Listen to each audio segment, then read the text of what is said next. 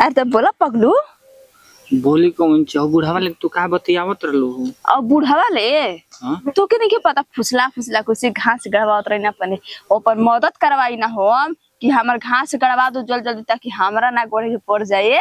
ओके तोहरा संग देखी ना न तो एकदम हेजा हमारे के एकदम चोट लागेला। आ हिरे मोरे मैया हमार बाबू हमार सोना सुना सोना देख अब हम जाते ना तो बाबूजी खिसिया जी न तो फिर बुढ़वा ढूंढ एजा जी न तो फिर हमारा के घर से बाहर दूर दूर कर दी तो हम कहाँ जाए। कुछ होखबो नहीं केला चलियो जेबू ना तो सुनो ना बाद में होखी ना जाए छे चुमा चाटी सब चीज दे एस 2 मिनट। अच्छा सुनो ना ए सुना देखो 2 मिनट का चक्कर में आज 20 साल के आज हमनी के त्याग हो जाई जिंदगी भर का त्याग हो जाई। सुना अरे पागल ते बतिया समझ हमके जाए दे 2 मिनट ना 1 मिनट ना हट हमके जाए दे ना तो हम अगली बार सही बुना करम। हां बुढ़े के विदा कर दे बुढ़वा के तरफ मार के छोड़ दी छोड़ ना आइबू तो हम रोवे लगो। आ तो रोब हमरा के लेके जाए दो ना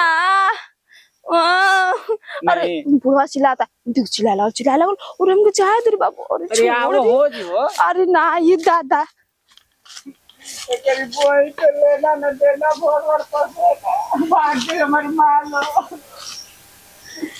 अगला बार में चाहिए तो छोड़े के नहीं।